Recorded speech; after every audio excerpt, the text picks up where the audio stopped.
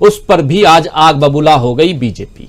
ये तमाम बातें रख चुके हैं, सारी प्रतिक्रियाएं दे चुके हैं आप सबके सामने, और सुप्रीम कोर्ट की भी प्रतिक्रिया आ चुकी है, अपनी टीम सुप्रीम कोर्ट गठित कर रही है।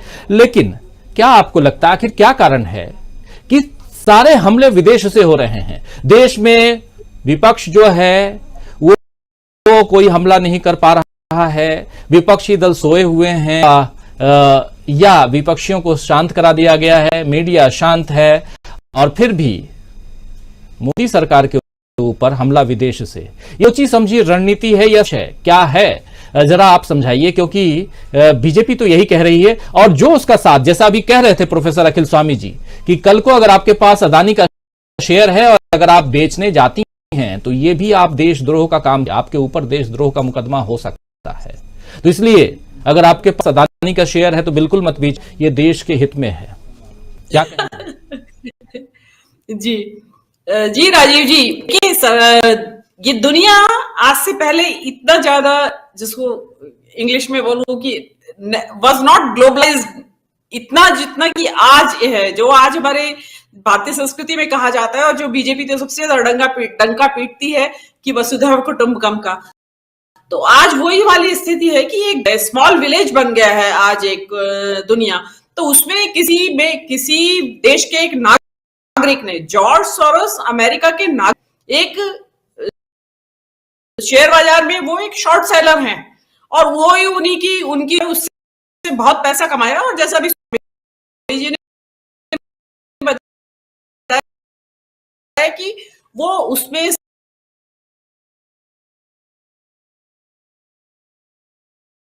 ट्रॉफी में अपना पैसा खर्च देते हैं। तो एक नागरिक ने ये बात कही है, तो उसमें इतना घबराने की, बौखलाने की, प्रेस कॉन्फ्रेंस करके और इतना ये अटैक हो गया है मानो देश के ऊपर, कोई ये करने की क्या जरूरत है? अगर ये देश के, अगर अमेरिका के प्राइम मिनिस्टर बात आती, अमेरिका के किसी मिनिस्टर की तरफ से ये बात आती, तो निसंदेह चिंता की बात थी कि विदेशी जो शासन है, जो भाई बिग ब्रदर, जो अमेरिका तो विश्व की, कि उसकी तरफ से हमला आया है, तो इसलिए हमें चेत जाना चाहिए और ये वास्तव में सब एकजुट हो जाओ और हमारे ऊपर हमला आ रहा है। एक जॉर्ज सोरोस के कहने से अगर सरकार हिल गई है तो इसका मतलब ऑलरेडी उसकी चूल्हे अंदर से हिली हुई हैं और आत्मविश्वास हिला हुआ है। मोदी सब पे भारी के कैसे हो गए अचानक जॉर्ज सोरोस के? नहीं, जॉर्ज सोरोस तो 92 इयर्स के व्यक्ति हैं, उनकी एज भी 92 इयर्स है, तो आप उनके सामने इतने हल्के पड़ गए। एक शेयर बाजार का जो एक बंदड़िया है, सटोरिया है, उसके सामने आप इतना हल्के पड़ गए कि वो आपकी चूल्हे हिला देगा।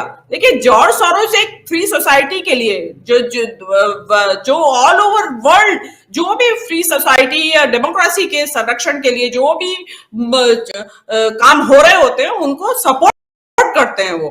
तो जो व्यक्ति अगर के लिए सपोर्ट करने वाले के रूप में विख्यात है, उससे अगर मोदी जी डर रहे हैं और उनके मंत्री जो इतनी प्रेस कॉन्फ्रेंस में आके इतनी बौखला गए हैं, तो दिस शोज के अंदर खाने मोदी जी लोकतांत्रिक नहीं है, भाजपा संस्कार लोकतांत्रिक, इसीलिए आप एक लोकतंत्र के पैरोकार के ऊपर टूट पड़े। ये इसी तरह तो ये हिंडनबर्ग के ऊपर तो नहीं टूटे थे।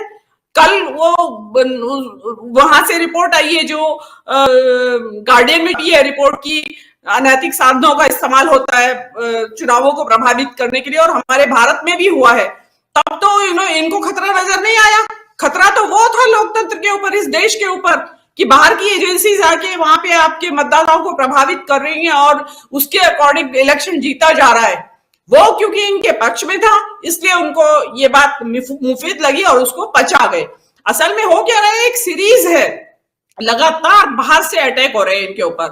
पहले आप देखिए बीबीसी की डॉक्यूमेंट्री आई, उसके बाद वो नहीं दबी थी तो एकदम अडानी का प्रकरण आ गया, वो नहीं थमा तो उसके बाद ये गार्डियन ने रिपोर्ट छाप दी, और आज जॉर्ज सोरोस आ गए हैं। तो आप उनमें एक के ऊपर एक, और ये आपको ध्यान होगा कि एक हफ्ते पहले इन्हीं के नेता सुब्रमण्यम स्वामी ने, भाजपा के नेता सुब्रमण्यम स्वामी ने एक ट्वीट किया था। उन्होंने कहा था कि many more exposes to come, कि और बहुत कुछ खुलासे आने वाले हैं। तो मुझे लगता है कि सुब्रमण्यम स्वामी को शायद इस कुछ भनक होगी, कुछ खबर की, शायद उन्होंने इसीलिए लिखा है कि ये जो आज जॉर्ज सोरोस का आया है। तो मेरे हिसाब से जो इतनी मजबूत सरकार जिसके पास 302 लोगों का 302 सांसद जिनके हैं, बहुमत, प्रचंड बहुमत की सरकार, और एक बाहरी देश के एक विदेश के एक बात से डर के और इतनी भड़बड़ा जाए, ये बात समझ में आने नहीं। तब अंदर बहुत कुछ चुका है और मुझे समझ में आ रहा है कि दो का जीतना इतना आसान नहीं है। इसलिए सबसे पहले जॉर्ज सोरोस के ऊपर ही फोड़ दो, ठीक रहा क्यों। और ये तो शुक्र है कि भाई इंडिया में तो अर्बन नक्सल का उपाधि दे दी जाती है, अभी जॉर्ज सोरोस के लिए कुछ उपाधि लाए नहीं कि गोरे गिनती में थोड़े या कुछ उसके ऊपर कुछ डालते।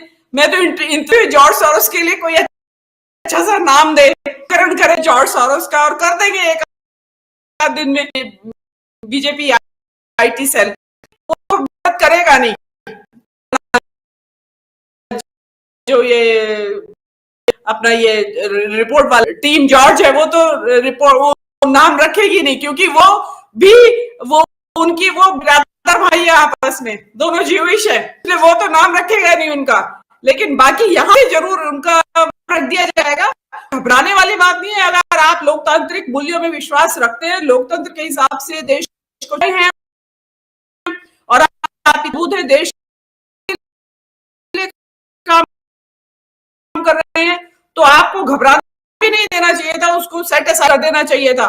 दूसरी एक बात और मैं क्या कि अपने बात खत्म कि जिस देश की जनता के ऊपर अडानी की जो के बारे में जो खबरें आई हैं कि जो इतना पैसा लोगों का एसबीआई और एलआईसी म्यूचुअल फंड्स के जरिए स्वाहा हो गया है, उसके बाद भी जो देश की जनता चू नहीं कर रही है, अलावा हमारे आप जैसे कुछ प्रबुद्ध लोगों या विपक्ष में भी कांग्रेस के द्वारा, इसके अलावा और कोई आवाज नहीं उठा रहा है, तो उनको इस सोरोस की बात से क्या असर पड़ेगा? कोई असर नहीं पड़ने वाला है उनके ऊपर। और ये सोरोस को तो हम लोग जानते हैं, इसलिए हम बात कर रहे हैं। आम आदमी को क्या पता है, जो बीजेपी का मतदाता है उसको किसी को नहीं पता है कि हुई सोरोस, कोई भी नहीं जानता है। तो ये बेकार का हल्ला मचाना है, क्योंकि इनको एक थोड़ा सा अपना शील्ड मिल गई है, छुपने के लिए एक आड़ मिल गई है, तो सोरोस की आड़ में छिप रहे हैं, छिपते रहिए, लेकिन बहुत दिनों तक ये चलने वाला है नहीं। आप एक्सपोज हो रहे हैं और हो जाएंगे और अच्छी तरह से। जी राजीव जी। सोरोस का नाम शायद आम जनता न जाने, middle class, lower middle class जो मेन वोट बैंक है वो ना जाने, लेकिन बीजेपी लगातार कह रही है कि विदेशी हमला है, विदेशी साजिश है और इस देश के लोकतंत्र को तोड़ने की कोशिश हो रही है। लेकिन जॉर्ज सोरोस बोला क्या है जरा, हालांकि उन्होंने जो कहा है कि बाइट न सुनाते हुए मैं सीधा मैं पढ़ के सुना देना चाहता हूं। कह रहे हैं जॉर्ज सोरोस कि भारत लोकतांत्रिक देश है, लेकिन प्रधानमंत्री मोदी लोकतांत्रिक नहीं है। पीएम नरेंद्र मोदी के बड़ा नेता बनने की एक वजह जो है वो मुस्लिमों के साथ की गई हिंसा है, इसी कारण वो बड़ा नेता की याद दिला रहे हैं, 2002 कांड ला रहे हैं। अडानी एंटरप्राइजेज की बात भी कर रहे हैं कि अडानी एंटरप्राइजेज ने शेयर बाजार में धन जुटाने की कोशिश की, लेकिन वो असफल रहा, उनका रेत की महल की तरह ढह गया। भारत के प्रधानमंत्री नरेंद्र मोदी इस मसले पर चुप हैं, लेकिन उन्हें विदेशी निवेशकों संसद में सवालों का जवाब देना होगा। अडानी का मुद्दा भारत की संघीय सरकार पर मोदी की पकड़ को काफी कमजोर कर रहा है। यानी साफ साफ है कि मोदी जी जो हैं वो अडानी के मसले पर भागेंगे तो भारत के लोकतंत्र को वो कमजोर देखते हैं, यानी कि जॉर्ज सोरोस की बात कर रहे हैं और संघीय ढांचा हमारा जो है वो कमजोर हो रहा है, सरकार कमजोर हो रही है, ये कहना है जॉर्ज सोरोस का। जॉर्ज सोरोस जो है वो अमेरिका के अरबपति खरबपति कह लें, वो उससे भी ज्यादा दुनिया के टॉप मोस्ट रिचेस्ट कह लें, वो उद्योगपति हैं और 60% धन अपना अलग अलग दूसरे कामों में लगाते हैं। डेमोक्रेसी को बचाने में जो संस्थाएं आगे बढ़ती हैं